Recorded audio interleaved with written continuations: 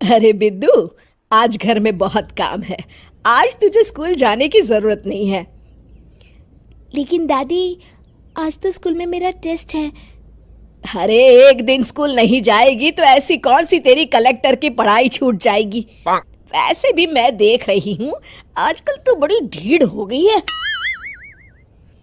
अपनी दादी की बातें सुनकर बिंदु नाराज हो जाती है। तभी उसकी माँ कहती है, अरे बिंदु, इतनी छोटी बात पे मुंह फुलाने की क्या जरूरत है। दादी बिल्कुल सही कह रही हैं। लड़कियों को तो घर के काम काज सीखना चाहिए। अरे बहू, रमेश के लाड़ प्यार ने इसे बिगाड़ रखा है। कम से कम तू तो मेरी बात समझती है। अच्छा, मेरी पूजा का समय हो गया है, मैं पूजा करने जा रही हूँ। इतना कहकर रमेश की माँ वहां से चली जाती है। इस तरह बिंदु की दादी और माँ दोनों अक्सर उसे घर के कामों में ही उलझा कर रखते थे। कुछ दिनों के बाद राजू और बिंदु के 10वीं के रिजल्ट्स आते हैं।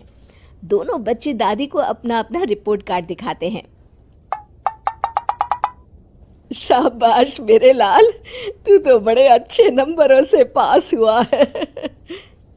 तभी बिंदु कहती है, दादी मैं भी अच्छे नंबरों से पास हुई हूँ।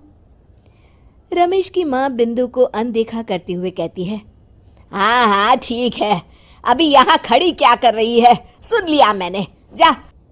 जाकर मेरे लिए चाय बना कर लिया। बिंदु उदास होकर चाय बनाने किचन में चली जाती है। तभी राजू कहता है, दादी मैं क्रिकेट के कोचिंग सेंटर में एडमिशन लेना चाहता हूँ।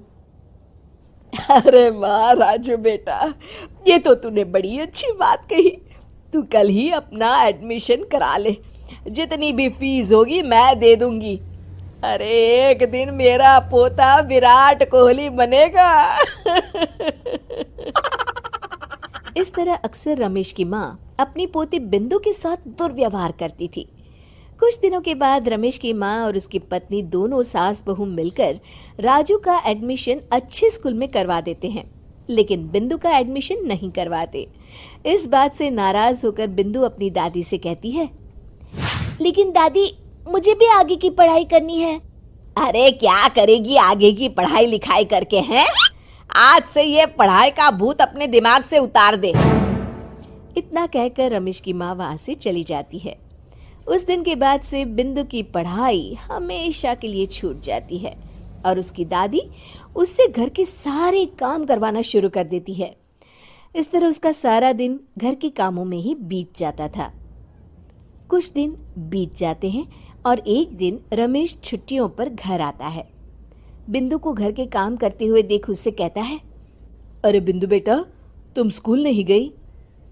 पिताजी, दादी ने मेरा एडमिशन कराने से मना कर दिया है।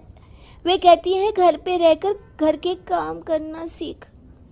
अपनी माँ का ये बर्ताव देख रमेश को बहुत गुस्सा आता है और वो अपनी माँ से कहता है, माँ ये तुमने क्या किया?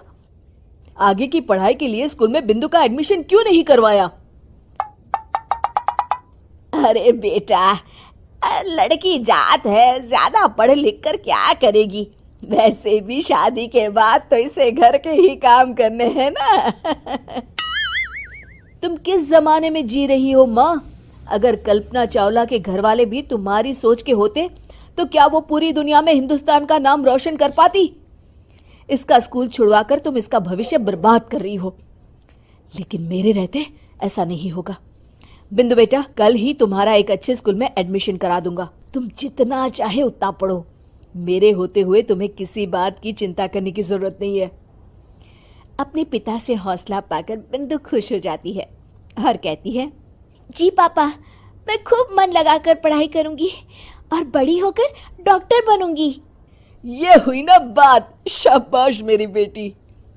शिक्षा, लड़का हो या लड़की, हमें दोनों को आगे बढ़ने का मौका देना चाहिए।